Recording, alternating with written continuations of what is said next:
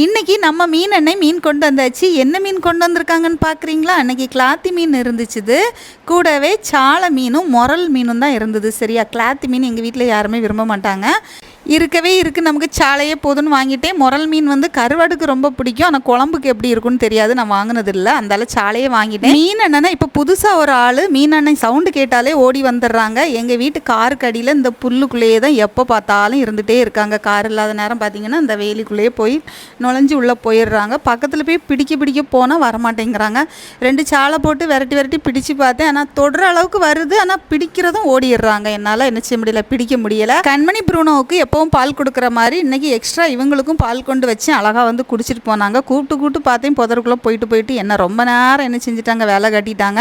நானும் எப்படியாவது பிடிச்சிடலாம் அப்படின்னு பார்க்குறேன். பக்கத்தில் வர்றாங்க, ஆனால் பிடிக்கும்போது ஓடிடுறாங்க. கையில் எதுவும் நகங்கள் பற்றக்கூடாது பார்த்தீங்களா, அதனால் பயந்துடக்கூடாது. இப்போ நம்ம வீட்டு பக்கத்தில் இருக்கிறனால எப்படியாவது பிடிச்சிடலாம் அப்படின்னு சொல்லிட்டு பார்த்தேன். ஆனால் கண்மணி ஒரே சவுண்டு, ப்ரூனோ அமைதியாக இருக்கிறான். அப்படியே உட்காந்து பூனைக்குட்டியை நான் கூப்பிடுறது கண்மணிக்கு பிடிக்கலன்னு நினைக்கிறேன். ரொம்ப உருன்னு சவுண்டு போடுறதும் இல்லாமல் சோல்டர் பக்கத்தில் அப்படியே பூனைக்குட்டி மாதிரி முடியெல்லாம் சிலுத்துக்கிட்டு இருந்தா. அதுக்கப்புறம் அந்த சந்தில் போய் நின்று நிற்கிற கோலத்தை பாருங்க, என்னன்னு தெரில, ஏன் இப்படி நிற்கிறான்னு தெரில பார்த்துக்கோங்க. அப்படியே போய் கொஞ்சம் நேரம் நின்றுட்டே இருந்தா. வாங்கின மீன் எவ்வளோன்னு பார்த்தீங்கன்னா 100 ரூபாய். 18 சாலை இருந்துச்சு. விலைக்கு எப்படி இருக்குன்னு மறக்காமல் கமெண்ட் பண்ணுங்க.